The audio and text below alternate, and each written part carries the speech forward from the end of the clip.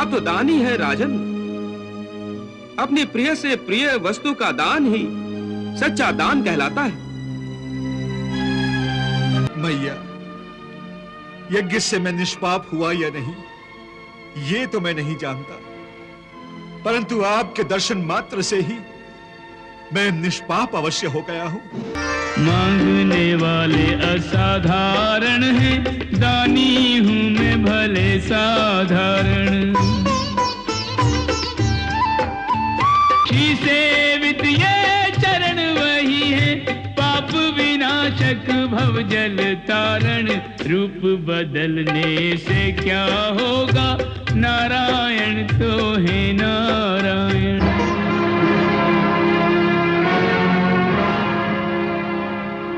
मैं विरोचन पुत्र बलि आपको 3 पग पृथ्वी देने का संकल्प लेता हूं।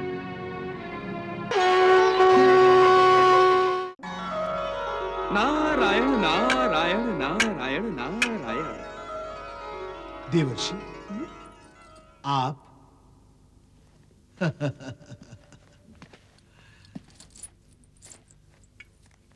प्रणाम देवर्षि। कल्याणमस्तु।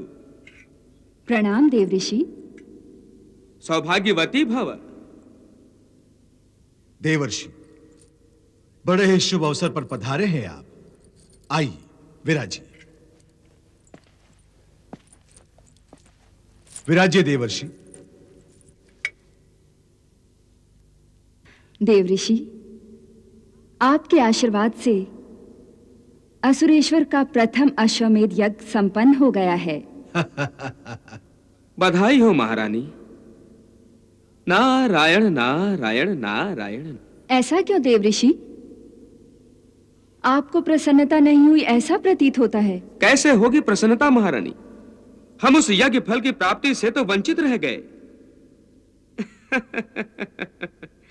यदि हम यज्ञ समाप्ति पर उपस्थित रहते तो हमें भी महाराज बलि के हाथों दान दक्षिणा की प्राप्ति होती। निराश मत होइए देवऋषि, दक्षिणा तो आपको अब भी मिलेगी। हाँ देवर्षि, आप तो भली भांति जानते हैं कि राजा बलि के द्वार से कोई भी याचक, कोई भी ब्राह्मण खाली हाथ नहीं लौटता। सुनने में तो यही आया था राजन, परंतु आज विश्व भर में कुछ और ही चर्चा का विषय बना हुआ है राजन। चर्चा देवर्षि?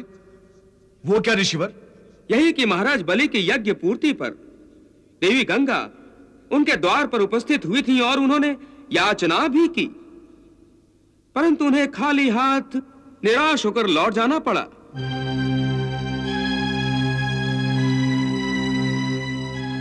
क्या मांगा था देवी गंगा मैया ने आपसे? आपका असुरत्व ना?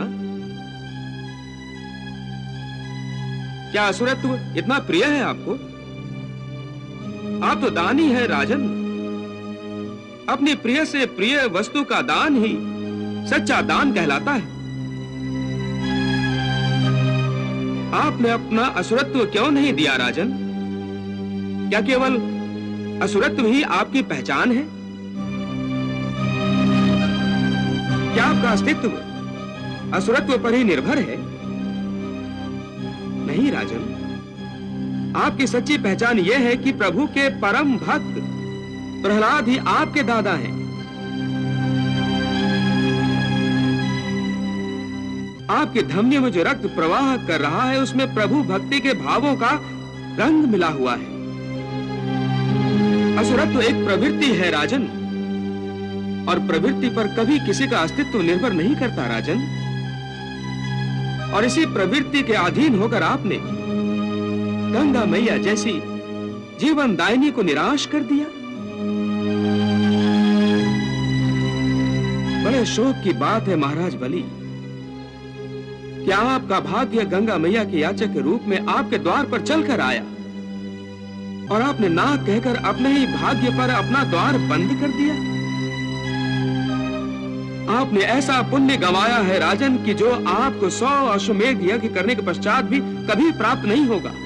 नारायण नारायण ना। क्षमा देवर्षि, क्षमा। मुझसे बहुत बड़ी भूल हो गई है देवर्षि, बहुत बड़ी भूल हो गई है। मैं अभी गंगा मैया के पास जाकर उनसे क्षमा मांगता हूँ देवर्षि। अभी गंगा मैया के पास जाकर उनसे क्षमा मांगता हूँ। नारायण नारायण नारायण।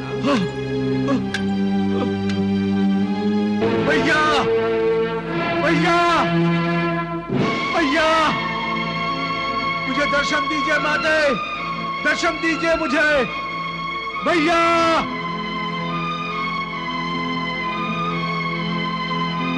भैया मुझे क्षमा कर दीजिए भैया, मुझे क्षमा कर दीजिए। उठो वत्स, उठो। मैया मैं पापी हूं मैया, मुझे क्षमा कर दीजिए, क्षमा कर दीजिए मैया, क्षमा कर दीजिए। तुम निष्पाप हो वत्स। मैं निष्पाप कैसे हो सकता हूं मैया?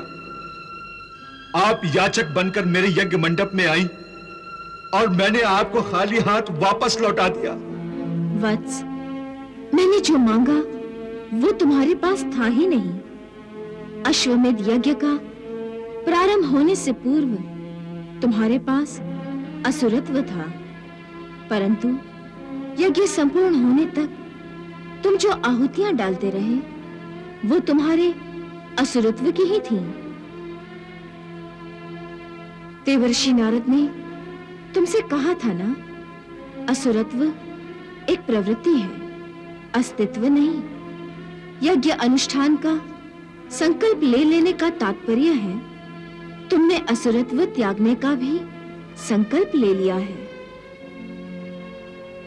यज्ञ के पवित्र वातावरण में, मंत्रोच्चारण के पवित्र घोष में महापापी भी निष्पाप हो जाते हैं। फिर तुम कैसे पापी हो सकते हो?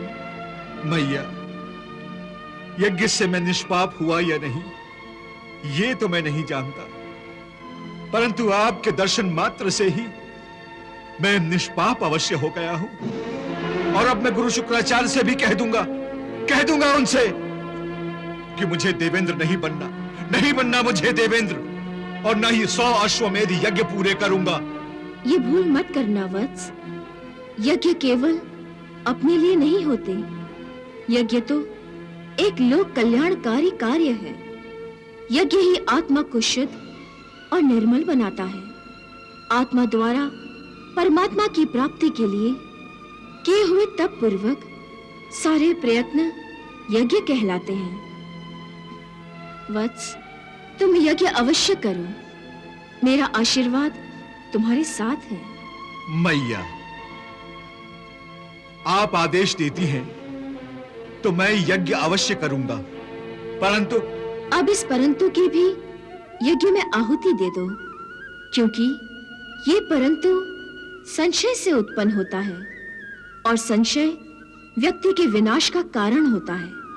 मैया, मन ही मन अब मैंने सारे विकारों की आहुति दे दी है और आपके सामने अब मैं प्रतिज्ञा करता हूं कि कोई भी याचक मेरे यज्ञ मंडप से खाली हाथ नहीं जाएगा। याचक जो भी इच्छा करेगा मैं उसकी इच्छा की पूर्ति करूंगा, हर किसी को मनचाहा दान दूंगा।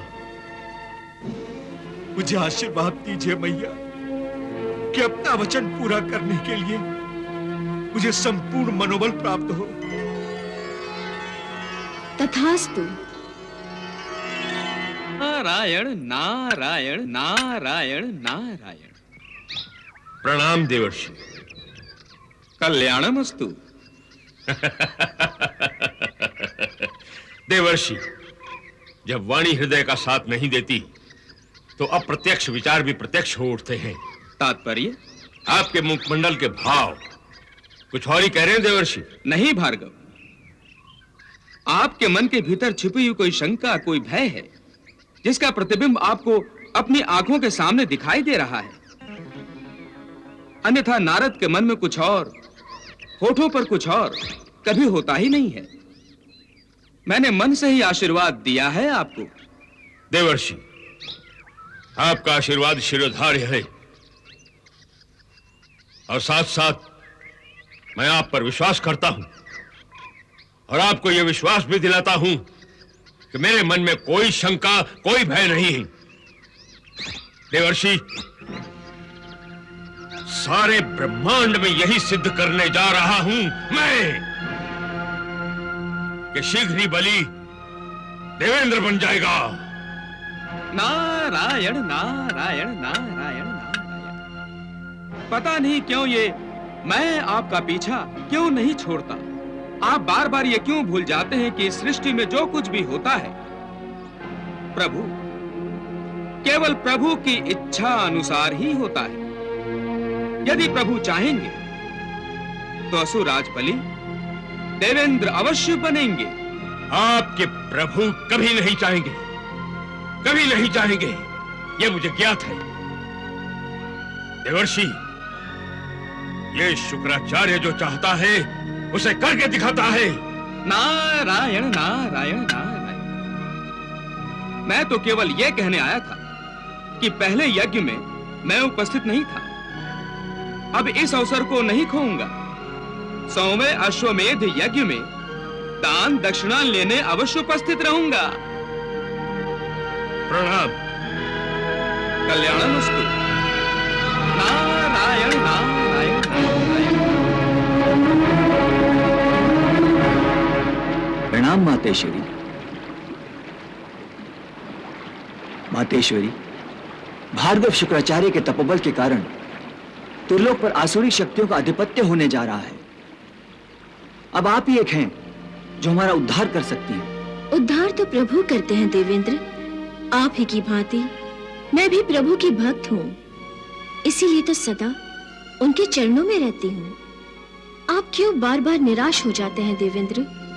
आप तो जानते हैं आसुरी प्रवृत्तियों का त्याग करने के उपरांत ही असुर देवत्व प्राप्त कर सकते हैं, अन्यथा नहीं। परंतु बलि और भार्गव शुक्राचार्य ने 100 अश्वमेध यज्ञ पूरे कर लिए तो? देवेंद्र, यज्ञ तो एक सत्कर्म है। बलि 100 अश्वमेध यज्ञ करेगा तो ये संपूर्ण सृष्टि निष्पाप हो जाएगी। मैं तो चाहती हूँ यज्ञ ध्वस्त करने का सोचने के बदले आप भी यज्ञ कीजिए। बलि के यज्ञ का उत्तर यज्ञ से ही दीजिए और अपना तपोबल बढ़ाइए। आपका कल्याण होगा। जो आज्ञा मातेश्वरी।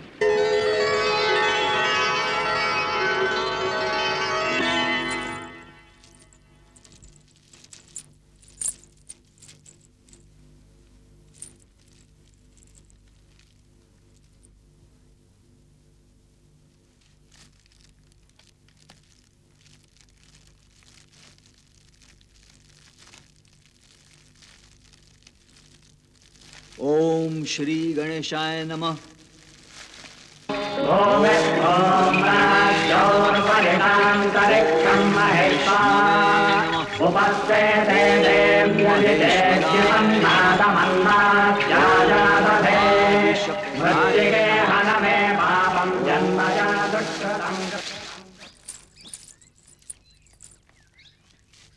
प्रणाम गुरुदेव। आयुष्मान भव। गुरुदेव, हम अपना दूसरा अश्वमेध यज्ञ आरंभ करें? नहीं राजन, हमें अपनी कार्य प्रणाली में परिवर्तन करना होगा।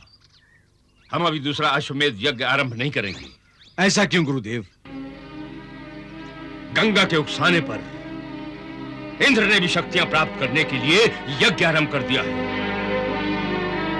यदि वो यज्ञ पूरा करके शक्तियां ग्रहण कर लेता है तो वो फिर से इतना शक्तिशाली बन जाएगा कि तुमसे अपना स्वर्गलोक छीन लेगा। अर्थात इंद्र का यज्ञ पूरा होना हमारे मार्ग की बाधा है। सबसे पहले हम इस बाधा को ही समाप्त कर देंगे। हम इंद्र का यज्ञ पूरा ही नहीं होने देंगे गुरुदेव। हाँ राजन, तुम तब तक इंद्रलोक पर राज कर सकते हो जब तक इंद्र शक्तिशाली नहीं है। यदि इंद्र एक बार फिर से शक्तिशाली बन गया तो तुम कभी देवेंद्र नहीं बनोगे, कभी नहीं बनोगे। अतः सबसे पहले इंद्र के इस यज्ञ को ध्वस्त करना होगा। जैसा आप चाहते हैं वैसा ही होगा गुरुदेव, वैसा ही होगा।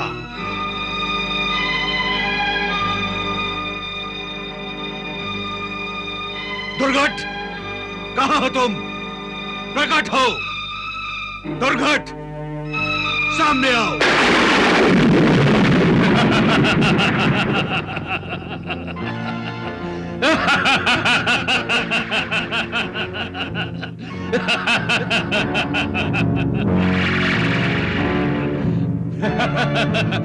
प्रणाम गुरुदेव। कल्याण मस्त। प्रणाम असुरेश्वर। कहिए क्या आज्ञा है असुरेश्वर? दुर्गट, जाओ, जाकर इंद्र का यज्ञ नष्ट भ्रष्ट कर दो। जाओ, उसका यज्ञ किसी भी तरह से पूर्ण नहीं होना चाहिए। यही मेरी आज्ञा है। जाओ। आपकी आज्ञा का पालन होगा।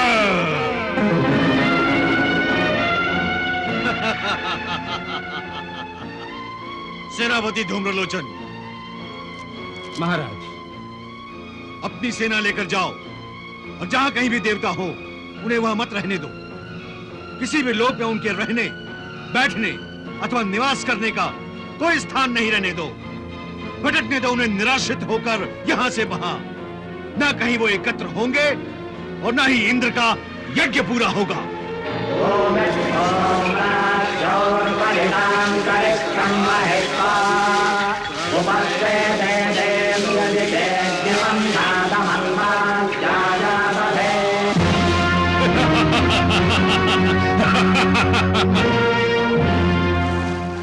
इस यज्ञ द्वारा प्राप्त की हुई शक्तियां ही हमारे स्वर्ग के पुनः प्राप्ति की द्योतक है। बस ये यज्ञ बिना किसी बाधा के पूर्ण हो जाए। होगा, अवश्य होगा। हमारे होते हुए कौन आएगा यज्ञ में बाधा डालने?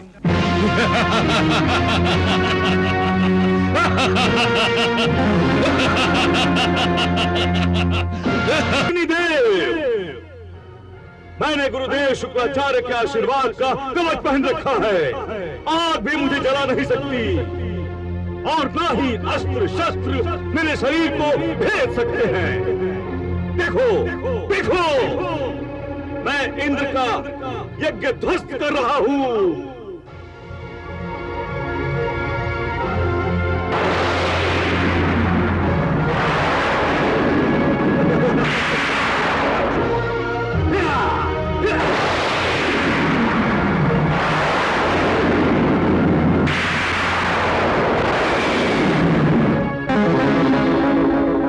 जाओ, ध्वस्त करो यज्ञ को। गुरुदेव शुक्राचार्य का कवच पहन रखा है ना तूने, तो भाई कैसा? आओ आओ आओ, चले आओ, ध्वस्त करो। गुरुदेव, मैं असुरराज बलि और आपकी आज्ञाबद्ध और अपने वचनबद्ध हूं। मैं ये यज्ञ समाप्ति के लिए अपने प्राण दे दूंगा। गुरुदेव, मेरा अंतिम प्रणाम स्वीकार करें।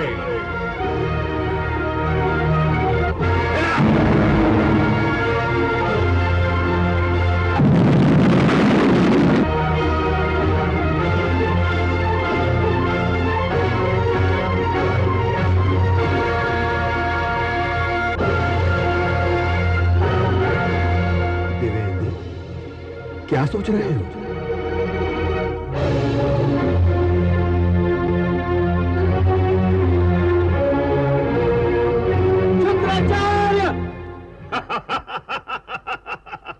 बधाई हो राजन, बधाई हो। देवेंद्र का यज्ञ ध्वस्त हो गया। आपको भी गुरुदेव, आपको भी। चलो राजन, यज्ञ आरंभ करें।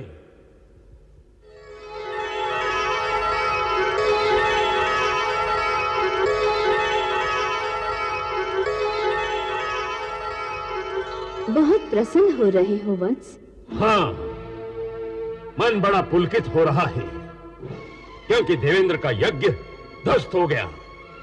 उसकी फिर से देवलोक जीतने और देवेंद्र बनने की अभिलाषा को निराशा में बदल दिया है मैंने। गंगे, अब देवेंद्र बनेगा ये महाराज बलि। सोच पर प्रभु ने कोई रोक नहीं लगाई। तुम कुछ भी सोच सकते हो, परंतु तुम्हारे द्वारा जाने या अनजाने में एक पाप अवश्य हो गया है। पाप? हाँ, क्या यज्ञ ध्वस्त करना पाप नहीं है भार्गव? जो कर्म मेरे और असुरों के हित में नहीं, ना मैं वो स्वयं करूंगा और ना ही किसी को करने दूंगा। मुझे क्या यज्ञ की परिभाषा तुम्हें बतानी पड़ेगी भार्गव? किया हुआ प्रत्येक कर्म यज्ञ ही तो है। मुझे एक बात समझ में नहीं आती गंगा। मैं जो भी कर्म करता हूं, विशेषतया असुरों की भलाई के लिए जो भी कर्म करता हूं, उसका तुम मुझे पाप और पुण्य समझाने क्यों चली आती हो? मैंने तुम्हें तो कभी कोई कष्ट नहीं दिया, फिर भी तुम। कष्ट होता है भार्गव, हर माँ को कष्ट होता है जब उसका बच्चा कुछ अनुचित करता है। उचित और अनुचित का भेद मुझे मत सिखाओ गंगे। समय, स्थान और परिस्थितियों के अनुसार उचित अनुचित अपना स्थान बदल सकते हैं, परंतु ये भार्गव शुक्राचार्य अपने शब्दों पर अटल है। जब तक देवताओं को घसीटकर पाताल लोक नहीं ले आता, जब तक विष्णु का सिर अपने चरणों में झुका हुआ नहीं देख लेता, तब तक भार्गव शुक्राचार्य की दृष्टि में किया गया हर कार्य उचित है। गंगे, देवेंद्र और महाराज बलि के बीच में जो भी बाधा आएगी, मैं उसे नष्ट कर दूंगा, चाहे वो यज्ञ ही क्यों ना हो और उससे लगने वाला पाप मुझे क्यों ना लगे। राजा बलि, क्या तुम भी यही चाहते हो?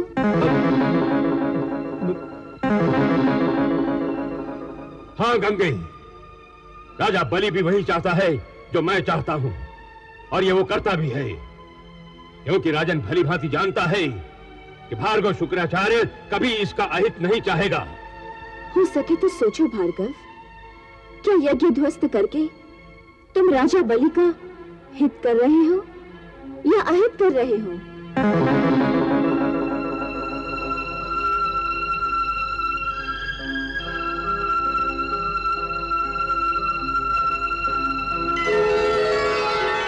हे विधाता, शुभ तो दृष्टिपथ में नहीं आ रहा है, दिखाई दे रहा है केवल अशुभ ही अशुभ। देवेंद्र, तुम्हारी वाणी से निराशा प्रकट हो रही है। निराशाजनक ही स्थिति है परमपिता। आज आप मुझे देवेंद्र के संबोधन से संबोधित कर रहे हैं, परंतु कल जब दैत्यराज बलि के 100 अश्वमेध यज्ञ पूरे हो जाएंगे, तब आपको दैत्यराज बलि को देवेंद्र के संबोधन से संबोधित करना पड़ेगा। हे विधाता, ये कैसा विधान है आपका? यदि बलि देवेंद्र बन गया तो असत्य, अन्याय, अनीति और अनाचार को ही प्रतिष्ठा प्राप्त होगी और अधर्म धर्म बन जाएगा। फिर सृष्टि की रचना और विकास कैसे होगा? हे देवेंद्र, हे अग्निदेव, हे वायुदेव, आप व्यर्थ ही चिंतित हो रहे हैं। सृष्टि की रचना तो होगी ही होगी। सृष्टि के लिए ही तो प्रभु के आशीर्वाद से गंगा मैया का प्रादुर्भाव हुआ है। परंतु तपस्वी श्रेष्ठ भार्गव शुक्राचार्य ने तो दैत्यराज बलि को देवेंद्र बनाने के लिए अपना संपूर्ण तपोबल दांव पर लगा दिया है। ऐसी भूल तो वो पहले भी कर चुके हैं देवेंद्र।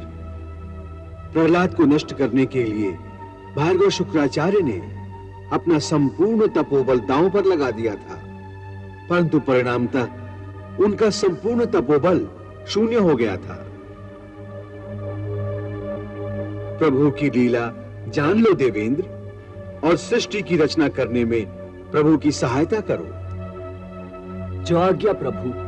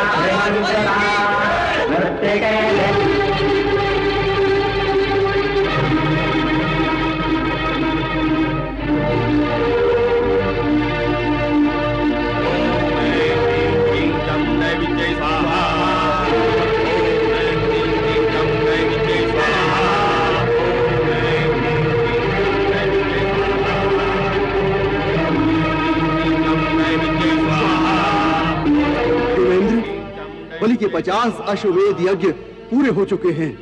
बलि के यज्ञ बल और तपोबल का तेज उसके 100 अश्वमेध यज्ञ पूरे होने से पहले ही संपूर्ण ब्रह्मांड में फैलता जा रहा है। यही हालत रही तो बलि का 100वां अश्वमेध यज्ञ पूरा होते ही उसके तेज से हम सब जल जाएंगे। इसलिए हमें बलि पर अश्वमेध यज्ञ करने से ही प्रतिबंध लगाना चाहिए। वायुदेव, आप ये क्यों भूल रहे हैं कि गंगा मैया ने हमें यज्ञ ध्वस्त करने से मना किया है? परंतु हम यज्ञ ध्वस्त करना नहीं चाहते हैं देवेंद्र। हाँ, फिर हम तो केवल बलि को बंदी बनाना चाहते हैं। यदि बलि को बंदी बनाया गया तो उसके 100 अश्वमेध यज्ञ कैसे पूरे होंगे? हम बलि को बंदी बनाएंगे, अवश्य बनाएंगे, छल से क्यों ना हो। हम बलि को बंदी बनाएंगे, परंतु उसके 100 अश्वमेध यज्ञ कभी पूरे नहीं होने देंगे।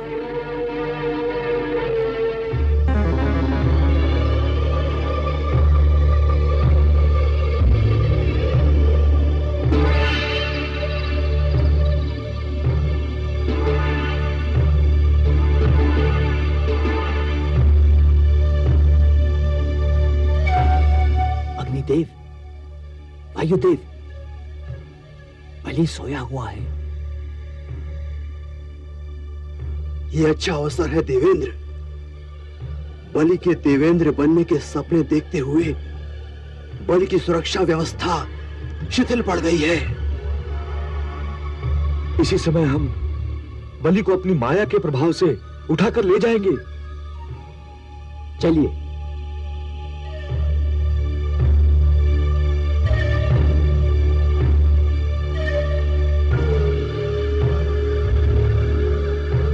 रुक जाओ।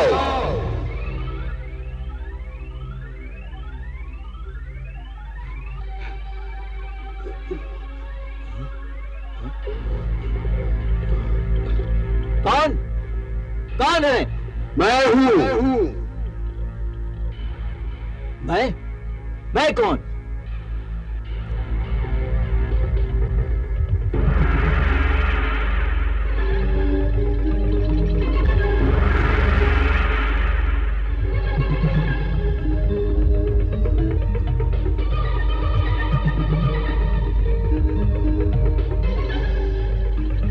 मेरी आज्ञा के बिना आप महाराज बलि के महल में प्रवेश नहीं कर सकते।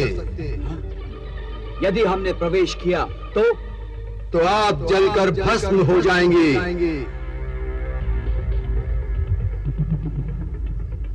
जो भी कोई मेरी आज्ञा का उल्लंघन करता है और महाराज बलि के महल में प्रवेश करना चाहता है, वो मेरे तेज से भस्म हो जाता है।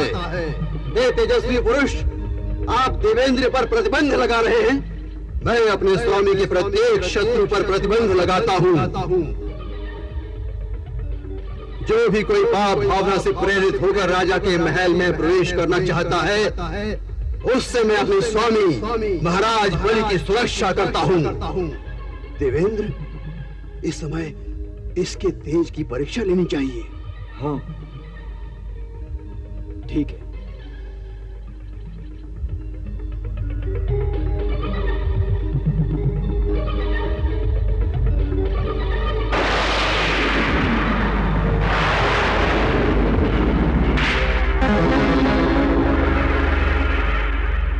और भी कोई परीक्षा लेनी है तो आप ले सकते हैं। हे तेजस्वी पुरुष, आप कौन हैं? मैं महाराज बलि का पुण्य हूं। पुण्य? 50 अश्वमेध यज्ञ करके महाराज बलि ने मुझे प्राप्त किया है, और जैसे जैसे वो अधिक से अधिक यज्ञ करते जाएंगे, मैं अधिक से अधिक तेजस्वी बनता जाऊंगा। जो मुझे पाता है मैं उसका सुरक्षा कवच बन जाता हूँ।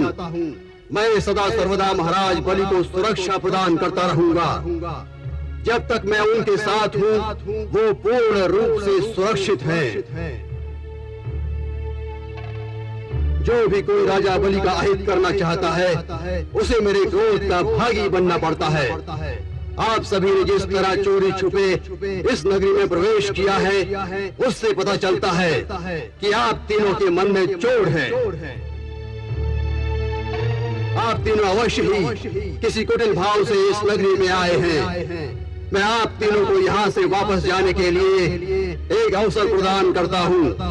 कृपया यहाँ से चले जाइए। अग्निदेव, वायुदेव, हम इस प्रकार असफलता लिए नहीं लौटेंगे।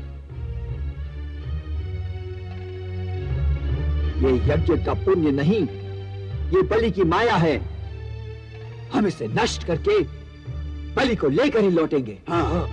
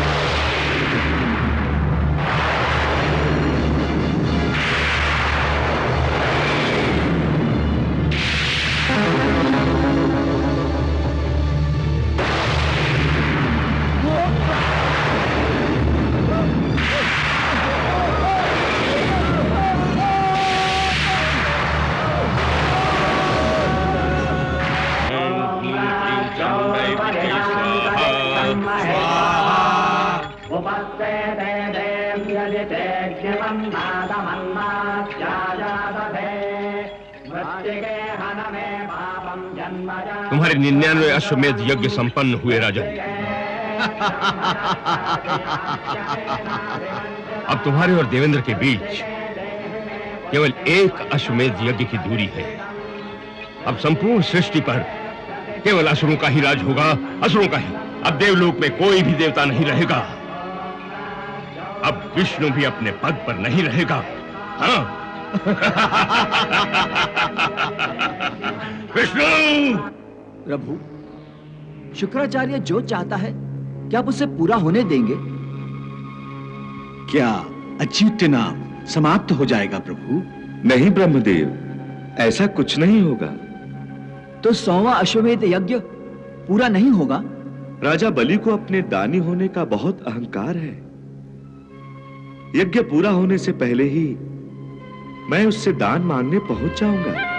प्रभु, आप दान मांगने जाएंगे? किस रूप में? वामन के रूप में। वामन के रूप में? देवों के आग्रह पर प्रभु ने उनको वामन रूप दिखाया।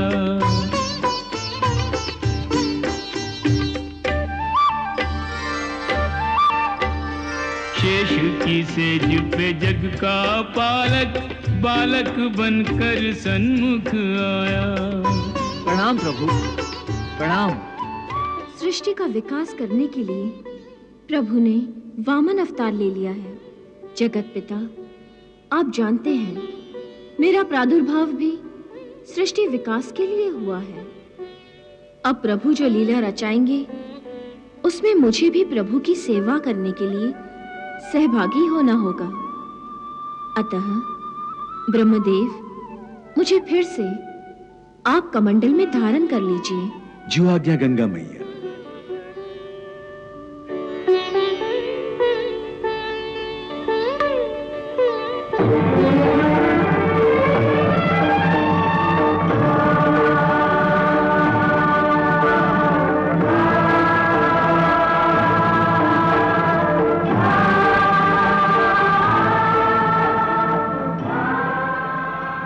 जय गंगा मैया।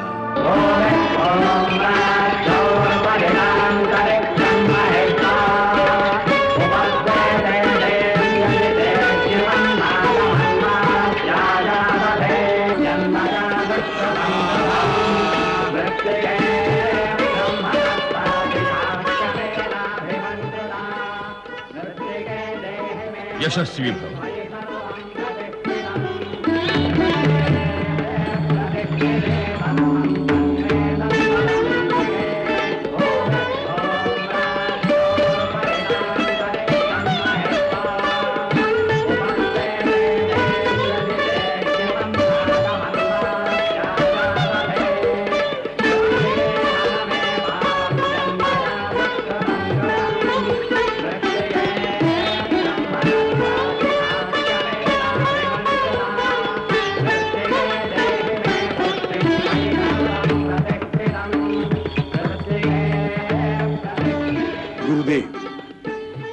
क्या मेरा दान यज्ञ संकल्प पूर्ण हुआ? हाँ राजन, सब याचकों को मनचाही याचना प्राप्त हुई। आओ यज्ञ संपन्न करते हैं। जो आपकी आज्ञा गुरुदेव। रुकिए महर्षि, वो देखिए, एक ब्राह्मण कुमार यज्ञ मंडप की तरफ आ रहा है। याचना के बिन दान मिले ना, याचना के बिन दान मिले ना, याचक वेश तभी तो बनाया। याचना के बिन दान मिले ना, याचक वेश तभी तो बनाया। राजा बलि के द्वारे हरि ने वामन बनकर अलख जगाया। राजा बलि के द्वारे हरि ने वामन बनकर अलख जगाया।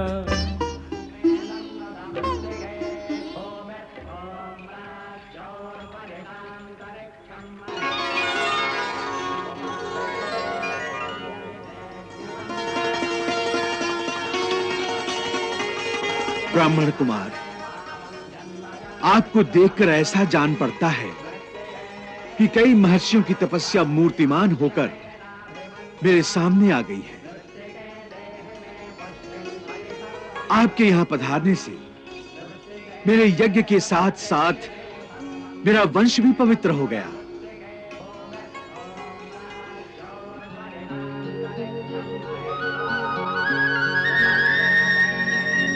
कृपया आप आज्ञा दीजिए, मैं आपकी सेवा में क्या अर्पण करूं? देतेंद्र, आप सारे जगत के स्वामी हैं, बड़े उदार हैं, मुंह मांगा वरदान देने के लिए प्रसिद्ध हैं। इसी विचार से मैं आपके पास आया हूं। अहो भाग्य हमारे, जो आप हमारे यहां पधारे। मैं आपको क्या अर्पण करूं? दान सर्वदा अपनी आवश्यकता अनुसार ही मांगना और स्वीकार करना चाहिए।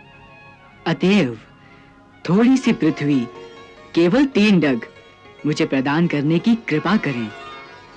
केवल 3 डग? वो भी मेरे।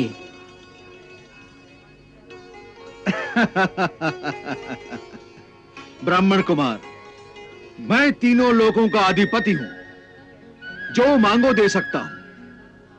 ये क्या मांगा आपने? केवल 3 पग भूमि? राजन, मैंने कहा ना, आवश्यकता से अधिक मांगना याचक को नरक निवास देता है, और मांगी हुई वस्तु से कम देने से दाता के सभी पुण्य नष्ट हो जाते हैं। विष्णु, आप उतना ही देने का संकल्प कीजिए जितना मैंने मांगा है। ठीक है, मैं संकल्प लेता हूं।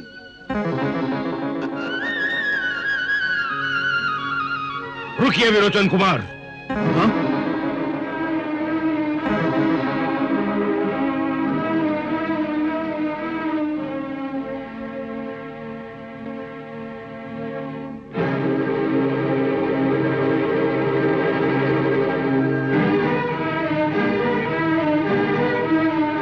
नहीं विरोचन कुमार, नहीं, ये दान मत करो। ये वामन ब्राह्मण कोई और नहीं, स्वयं विष्णु है, विष्णु।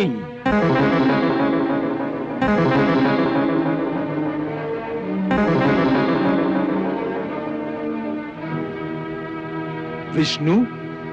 हाँ, विष्णु। ये अपनी योग माया से यहां ब्रह्मचारी बनकर आया है।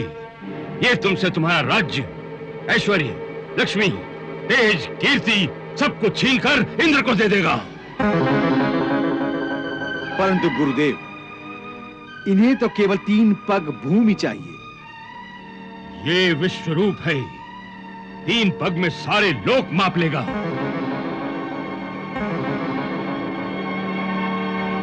जब तुम स्वयं अपना सर्वस्व इसे दान कर दोगे तो तुम कहां जाओगे? समस्त असुर जाति अपने स्थान से भ्रष्ट होकर कहां जाएगी? ये दान कदापि मत करो। मैंने तो इन्हें दान देने का वचन दे दिया है गुरुदेव, और मेरा वचन असत्य हो जाएगा। तुम्हारे इस असत्य का पाप मैं उठा लूंगा। मैं नहीं गुरुदेव, मैं प्रहलाद जी का पौत्र हूं और एक बार देने की प्रतिज्ञा कर चुका हूं। और फिर यह तो बड़े ही सौभाग्य की बात है कि सबको देने वाला आज याचक बनकर मेरे सामने खड़ा है। ये सारा ऐश्वर्य, ये सारी समृद्धि सब इन्हीं की तो है। यदि ये भगवान विष्णु ही हैं, तो मुझे युद्ध में मारकर ये पृथ्वी छीन सकते हैं। मैं नरक से, दरिद्रता से, अपने राज्य के नाश से और मृत्यु से उतना नहीं डरता जितना ब्राह्मण से डरता हूं। अतः गुरुदेव, मुझे ये दान देने दीजिए। गुरुदेव, मुझे ये दान देने दीजिए। मूर्ख, तू मेरी उपेक्षा कर रहा है, मेरी आज्ञा का उल्लंघन कर रहा है। नहीं गुरुदेव, गुरु के वचनों की अवहेलना करने वाला शीघ्र ही अपने पद से मुक्त हो जाता है। नहीं गुरुदेव, तू अपनी लक्ष्मी खो बैठेगा। ये मेरा श्राप है तुझे।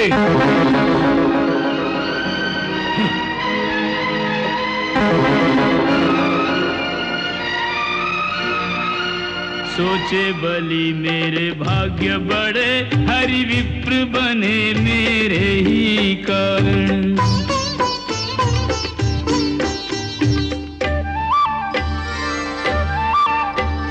मांगने वाले असाधारण हैं, दानी हूं मैं भले साधारण। श्री सेवित ये चरण वही है, पाप विनाशक भव जल तारण। रूप बदलने से क्या होगा, नारायण तो है नारायण।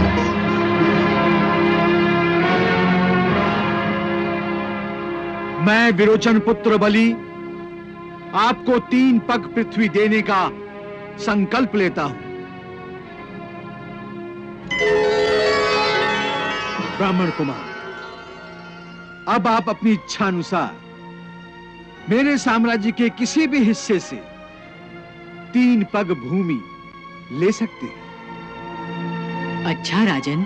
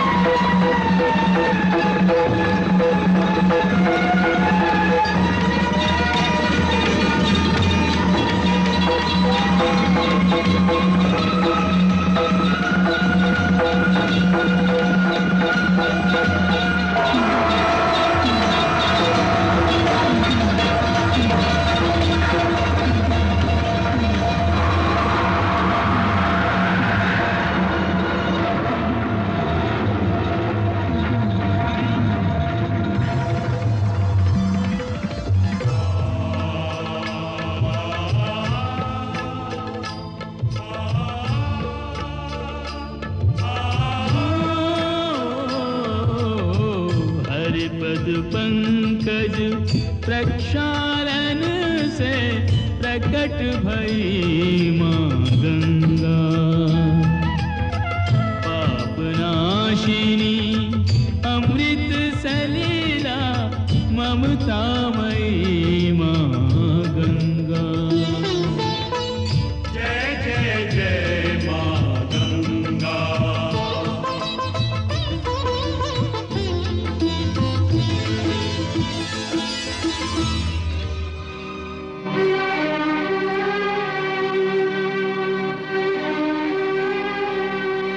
असुरराज, तुमने मुझे 3 पग स्थान दिया। ये 2 पग में तो मैंने सारे त्रिलोकी नाप ली। अब तीसरा पग मैं कहाँ रखूं? हे देवताओं के भी आराध्य देव, मैं अपना संकल्प अवश्य पूरा करूंगा। कैसे? तुम्हारा सब कुछ तो मेरा हो चुका है। हे प्रभु, मैं अपनी प्रतिज्ञा असत्य नहीं होने दूंगा। आप कृपा करके अपना तीसरा पग मेरे सिर पर रख दीजिए।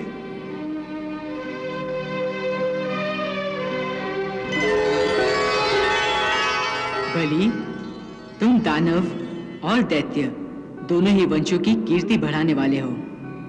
तुमने उस माया पर विजय पाली है जिसे जीतना अत्यंत कठिन है।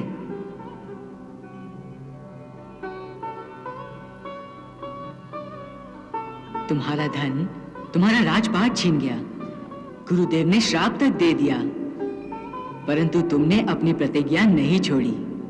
अतः मैं तुम्हें वो स्थान देता हूं जो बड़े बड़े देवताओं को भी कठिनाई से मिलता है।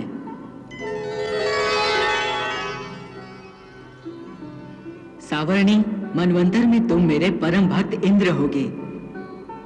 वत्स, तब तक तुम सुतल लोक में जाओ, जिसे स्वर्ग के देवता भी चाहते रहते हैं। तुम तल, अतल, वितल, रसातल और सूतल के स्वामी बनकर रहोगे। जो असुर तुम्हारी आज्ञा का उल्लंघन करेगा, मेरा चक्र उसके टुकड़े टुकड़े कर देगा। दैत्यों और दानवों के संसर्ग से जो भी तुम्हारा असुर भाव होगा, वो मेरे प्रभाव से तुरंत दब जाएगा और नष्ट हो जाएगा। तुम अनंत रूप से विख्यात हो जाओगे। मैं अपना ही गुण अनंत तुम्हें प्रदान करता हूं।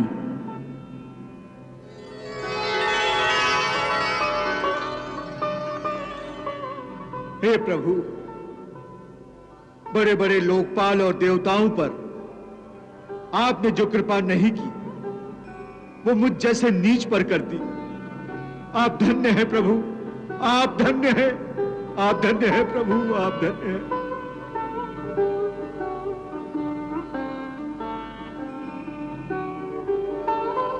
नारद मुनि जी राजा बलि के पास आकर उन्हें गंगा मैया के अपमान का बोध कराते हैं, जिससे वे क्षमा प्रार्थी होकर गंगा मैया से क्षमा मांगते हैं। गंगा मैया उन्हें निष्पाप बताते हुए धर्म निष्ठ रहने का आशीर्वाद देती हैं। राजा बलि प्रतिज्ञा लेते हैं कि उनके द्वार पर आने वाले किसी भी याचक को निराश नहीं करेंगे। उधर देवताओं और असुरों में यज्ञ और तपोबल की प्रतिस्पर्धा बढ़ जाती है तथा गुरु शुक्राचार्य असुरों का मार्गदर्शन करते हैं। दोनों पक्षों की यज्ञों में बाधाएं आती हैं और संघर्ष तीव्र हो जाता है। देवता ब्रह्मा जी से मार्ग पूछते हैं, जो उन सबको श्री विष्णु पर विश्वास रखने को कहते हैं। अंततः भगवान विष्णु वामन रूप में राजा बलि के पास पहुंचकर 3 पग भूमि दान में मांगते हैं। गुरु शुक्राचार्य चेतावनी देते हैं, परंतु राजा बलि दान से पीछे नहीं हटते। वामन भगवान 2 पग में संपूर्ण सृष्टि नाप लेते हैं और तीसरे पग हेतु राजा बलि अपना शीश अर्पित करते हैं। प्रसन्न होकर भगवान विष्णु उन्हें सुतल लोक का राज्य और आशीर्वाद प्रदान करते हैं। जय गंगा मैया।